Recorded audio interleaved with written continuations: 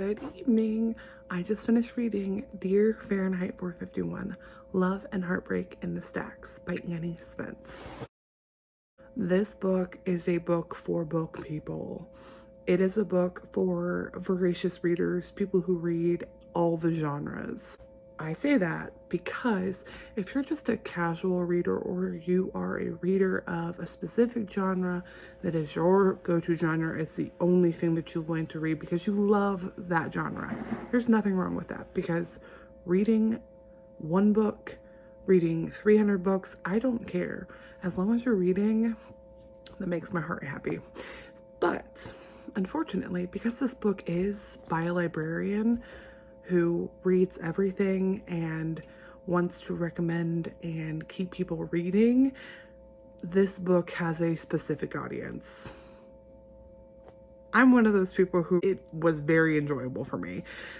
Every book, with the exception of a handful of very obscure titles that she writes a letter to, because I'd say 75% of the book is in the turn of letters to her favorite or least favorite books, or books that she finds on the shelves at the library, was incredibly enjoyable. I was cackling, I cried, I had lots of emotions in the beginning reading this book, because I am a voracious reader and I totally get it. When you read books from all genres, and when somebody asks you for a recommendation, you're like, oh my gosh, what's your favorite genre? And then you give them a list of 50 books and they're like, Caitlin, are you a crazy person? I mean, bitch, I might be. But anyway, I think that because this book has such a narrow audience, it loses points on effectiveness. I totally see what Spence was going for here, and I appreciate it. However, I totally understand the not so great reviews and ratings on Goodreads. On top of the fact that some of these letters that she writes are semi-spoilery, so trigger warning, I guess, if you're somebody who doesn't want to have any kind of book spoiled for them.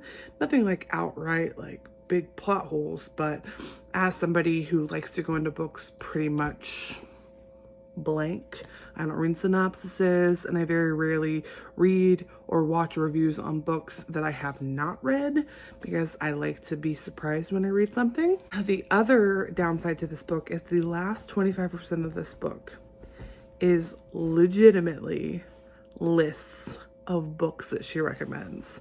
If you're in this mood, here's 4 or 5 books and let me talk about them, which is great if you like to talk about books. I like to talk about books, but it gets a little redundant when it is 25% of the book is literally book recommendations, and you're like, really wish there were more letters.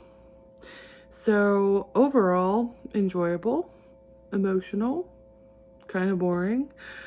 This is very middle of the road for me. I'm gonna give it a 3 out of 5. I definitely recommend if you're a book lover. Also, if you're somebody who is comfortable maybe skipping that last 25% when she goes into a giant list of books that kind of unnecessary. I hope you guys have a great night.